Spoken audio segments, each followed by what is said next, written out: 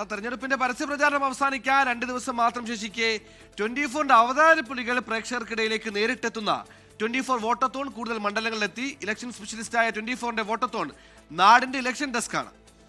കേരളത്തിലെ വിവിധ മണ്ഡലങ്ങളിലൂടെ ഇന്നും പ്രയാണം തുടർന്നു. തിരഞ്ഞെടുപ്പ് ആവേശം വോട്ടർമാരിൽ നിന്ന് നേരിട്ട് മനസ്സിലാക്കിയാണ് 24ന്റെ അവതാര പുലികൾ കാസർഗോഡ് മുതൽ തിരുവനന്തപുരം വരെയുള്ള ജില്ലകളിലെ മണ്ഡലങ്ങളിലൂടെ ഓടിയെത്തിയത്.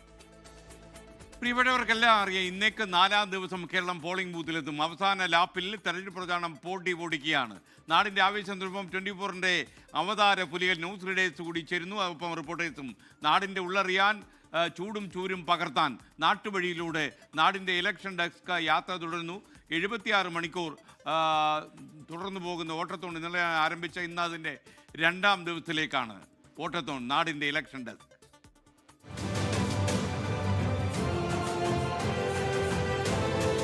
കേരളം ജനവിധി എഴുതാൻ 4 നാൾ മാത്രം ബാക്കി നിൽക്കെയാണ് പ്രേക്ഷകരുടെ പ്രിയ വാർത്താ ചാനലും ഇലക്ഷൻ സ്പെഷ്യലിസ്റ്റുമായ 24ന്റെ അവതാര പുലികൾ കൂടുതൽ മണ്ഡലങ്ങളിലേക്ക് എത്തിയത്.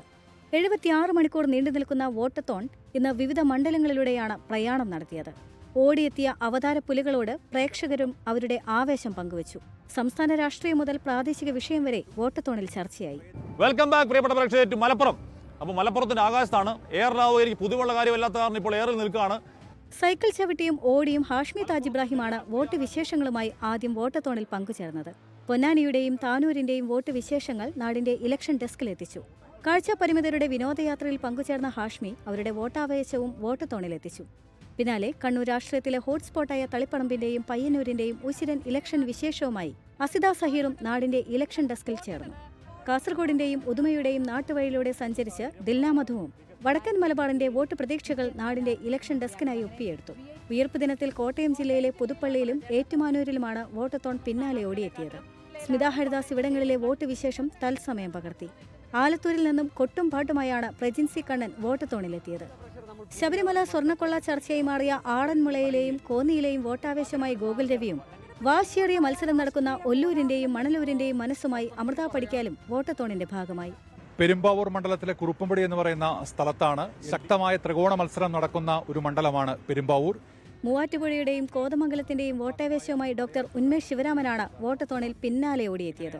കോഴിക്കോട് സൗത്ത് മണ്ഡലത്തിലെ ചരിത്ര പ്രസിദ്ധമായ വലിയങ്ങാടിയിൽ നിന്ന് തനേഷ് തമ്പിയും നാടിന്റെ ഇലക്ഷൻ ഡെസ്കുമായി പ്രേക്ഷകരുടെ ഇടയിലേക്കിറങ്ങി. പീരുമേട്ടിലെയും ഉടുമ്പൻചോലയിലെയും ഹൈറേഞ്ച് വോട്ടാവേശവുമായി പ്രവിത ലക്ഷ്മിയും കേരള രാഷ്ട്രീയം ഉറ്റുനോക്കുന്ന അമ്പലപ്പുഴയിലെയും ഹരിപ്പാട്ടെയും വിശേഷങ്ങളുമായി ക്രിസ്റ്റീന ചെറിയാനും വോട്ടത്തോണിലെത്തി. കേരളം ശ്രദ്ധയോടെ വീക്ഷിക്കുന്ന വാശിയേറിയ പോരാട്ടം നടക്കുന്ന കൊട്ടാരക്കരയുടെയും പത്തനാപുരത്തെയും വിശേഷങ്ങളുമായി അനുജ രാജേഷും നാടിന്റെ ഇലക്ഷൻ ഡെസ്കിൽ പങ്കുചേർന്നു. തലസ്ഥാന മണ്ഡലമായ തിരുവനന്തപുരത്തേക്കായിരുന്നു വോട്ടത്തോൺ പിന്നീട് ഓടിയെത്തിയത്. KR ഗോപികൃഷ്ണൻ തിരുവനന്തപുരം മണ്ഡലത്തിന്റെ വോട്ടാവേശം വോട്ടത്തോണിലെത്തിച്ചു. Election desk 24.